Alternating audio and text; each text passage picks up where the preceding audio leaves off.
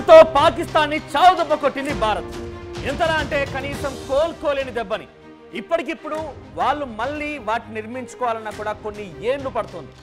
కొన్ని ఏళ్ళు సుమారుగా అది 50-100 ఏళ్ళు మనం చెప్పలేం. కానీ అటువంటి నిర్మాణాలని పూర్తిగా కుప్పకూల్చేసాం. 11 ఎయిర్ బేస్లని నేలమట్టం చేసాం.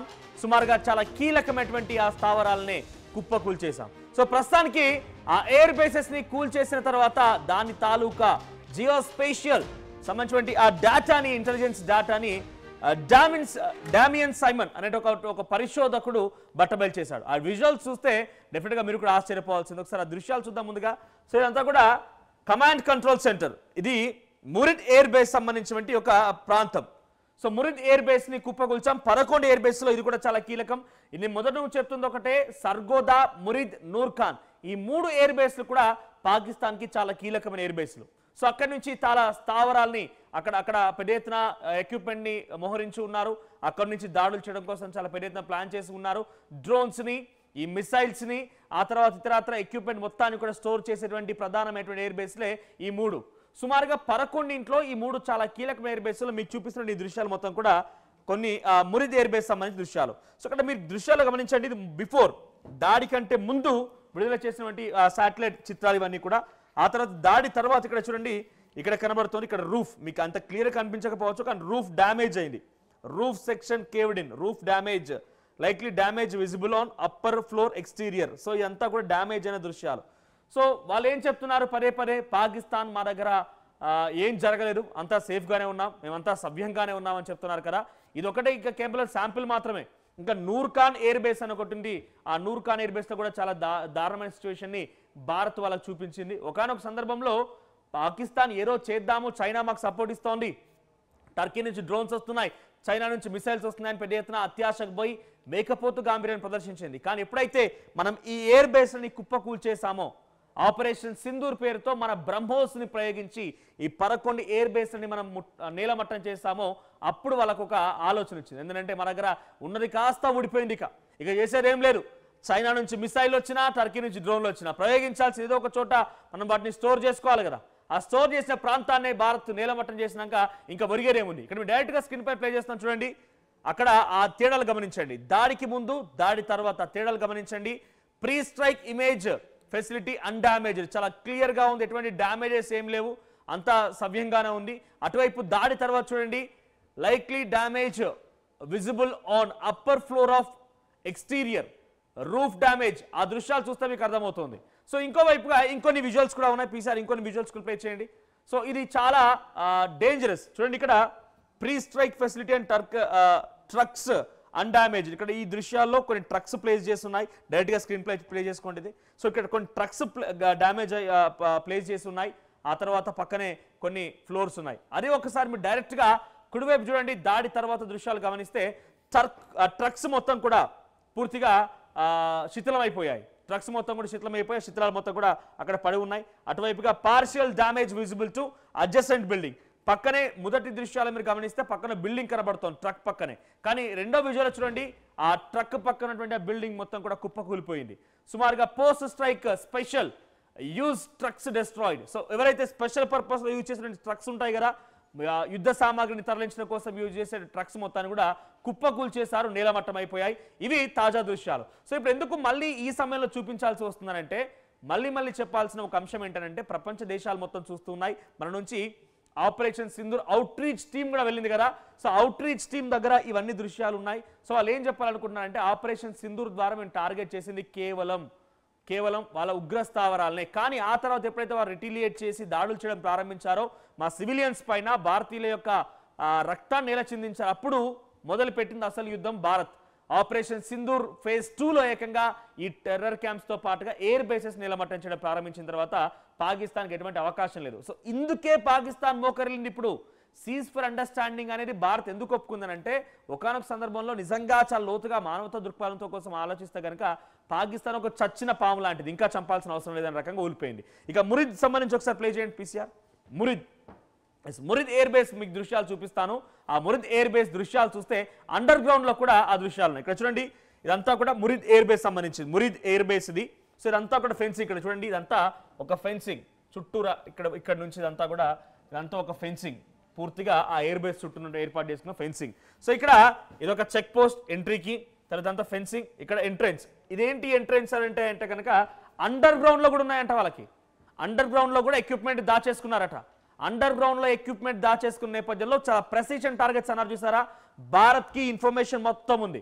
మురిద్ ఎయిర్ బేస్ లో ఏముంది, నూర్ఖాన్ ఎయిర్ బేస్ లో ఏముంది, సర్గోదా ఎయిర్ బేస్ లో ఏముంది, రఫీక్ ఎయిర్ బేస్ లో ఏమున్నాయి, ఈ వివిధ ఎయిర్ బేస్ల్లో ఏవే అంశాలు ఉన్నాయని చాలా పక్కాగా ఇన్ఫర్మేషన్ అందుకున్నారు మన ఆర్మీ అధికారులు, నిఘా వర్గాలు. ఆ తర్వాత ప్రెసిషన్ టార్గెట్స్ అంటే ఎట్టి పరిస్థితుల్లో అది దాని నుంచి తప్పించుకోలేరు. ఇక టార్గెట్ ఫిక్స్ చేసి ఇక్కడ పడాలంటే అక్కడ పడిపోద్ది అంతే మిసైల్. ఆ రకంగా ప్రెసిషన్ టార్గెట్స్ ని పెట్టుకొని మన భారత ఆర్మీ ఆపరేషన్ తో ముందుకు వెళ్ళింది. ఇక్కడ మీరు గమనించండి, 30 మీటర్స్ అంతా కనిపిస్తుంది కదా. ఇక్కడ మీకు ఏం చెప్పాలనుకుంటున్నానంటే మునిషన్ క్రాచర్ అప్రాక్స్ 3 మీటర్ వైడ్. సో ఇదేంటంటే ఇదంతా కూడా ఒక ఇక్కడ కనిపించే ఈ డాట్ ఏదైతే ఇండికేట్ చేస్తుందో ఇదంతా కూడా మన మిసైల్ దాడి వల్ల ఒక 3 మీటర్ల దూరం వరకు కూడా పెద్ద గోత్ ఏర్పడింది. ఇది దాని ఇంటెన్షన్, ఇది దాని అర్థం. సో ఇక్కడ 30 మీటర్ల దూరం, ఇక్కడ ఏంటి అండర్ గ్రౌండ్కి వెళ్ళేటువంటి ఎంట్రెన్స్ ఉంది కదా, ఇక్కడ చూడండి ఎంట్రెన్స్ అని. ఇక్కడ నుంచి ఇక్కడ వరకు అండర్ గ్రౌండ్ వెళ్ళేటువంటి ఎంట్రెన్స్ కి 30 మీటర్ల దూరంలోనే 3 మీటర్ల వెడల్పుతో ఒక భారీ గుంత ఏర్పడింది, భారీ హోల్ అయిపోయింది ఆ మిసైల్ దాడితో. అంటే ఇప్పుడు ఏంటంటే ఏకంగా ఇది లోపలి కనీసం పాకిస్తాన్ ఆర్మీ లోపలికి వెళ్ళిపోయి వాళ్ళ ఎక్విప్మెంట్ తీసుకోవడానికి కూడా పాసిబిలిటీ లేదు.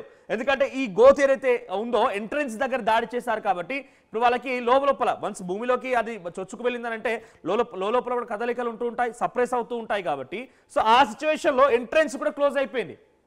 సో ఇక్కడ 30 మీటర్ల దగ్గర వాళ్ళ ఎంట్రెన్స్ దూరంలో ఉంటే 30 మీటర్కి ఎగ్జాక్ట్గా ప్రెసిషన్ టార్గెట్ తోని ఇక్కడ దాడి చేసింది మన భారత ఆర్మీ. సో ఇక్కడ మరోవైపు చూడండి, earth protected likely under ground facility. So ఇక్కడ అండర్ గ్రౌండ్ ఫెసిలిటీ లోపలికి వెళ్ళడం కోసం ప్రొటెక్ట్ ఒక పై కప్పు కూడా ఉంది. అండర్ గ్రౌండ్ లో మొత్తం ఎక్విప్మెంట్ ఏర్పాటు చేసుకుంది మురిద్ ఎయిర్ బేస్ లో పాకిస్తాన్.